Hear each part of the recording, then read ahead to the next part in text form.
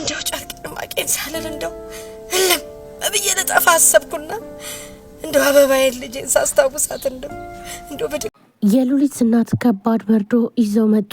ሉሊትም እናቷን ስታይ ደስ ቢላትም ግን ደግሞ አለባበሷ በፍጹም ነበር ያስደነገጣት። ቆይ ግን ምንድነው እማዬ ብላም በምትጠይቅበት ሰዓት በጣም ነበረ እናቷ መልስ ያጡትኝ። እንባነቃቸው።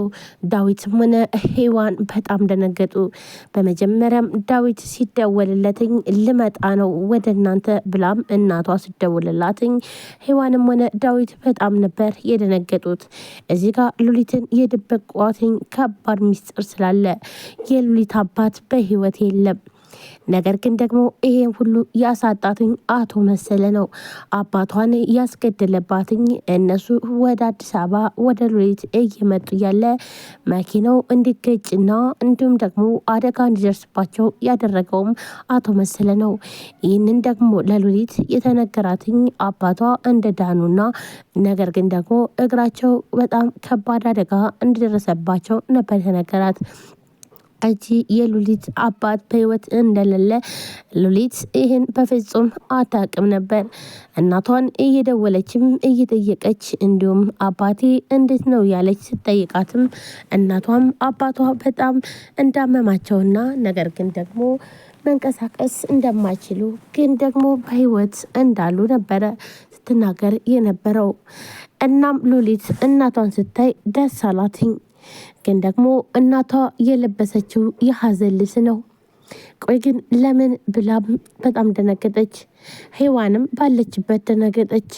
ቆይ እሺ ለሉሊት ምንድነው ብለን የምንነግራትኝ? በምንስ አይነት መልኩ ነው ሉሊትን የምናጽናናት ብላም ከዳዊት ጋር ስትማከር ነበረ። ዳዊትም ምንም ማድረግ አልችልም፣ ሉሊትን በምን አንደበቴ ማጽናናት እንደምችል ምንም ነገር ሊገባኝ አልቻለም።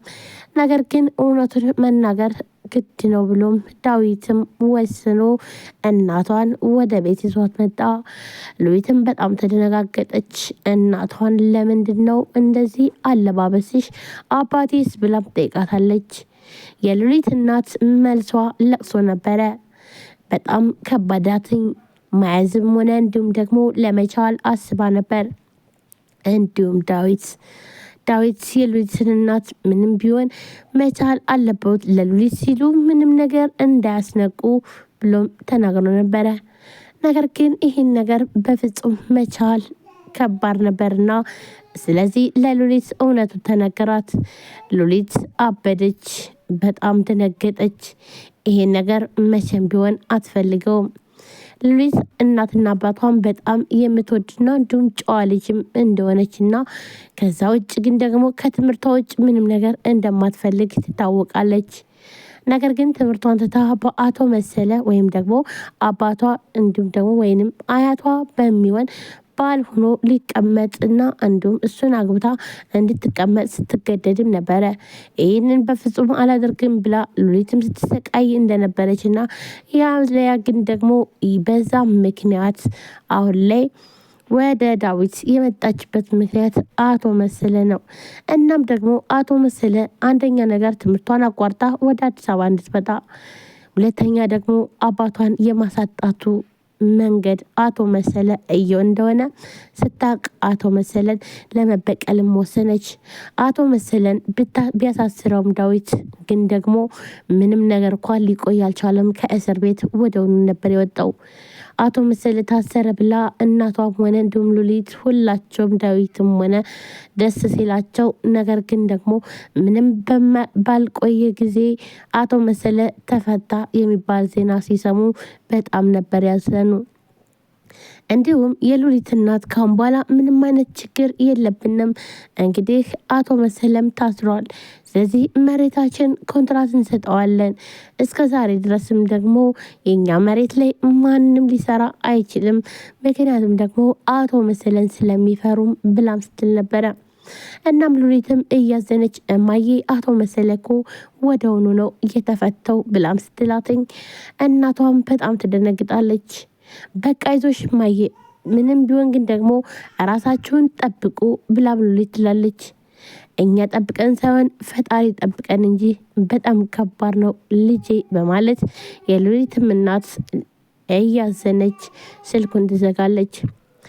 ሉሊትም ምንም ብትጨናነቅ እንኳን ነገር ግን ደግሞ እናትና አባቷን በስርዓት ወይም ደግሞ በእሷ ምክንያት ሲሰቃዩ በጣም ይህን ማየት ለእሷ ከባድ ነበር እና እናትና አባቶቿን ነፃ ማውጣት ነበር የምትፈልገው።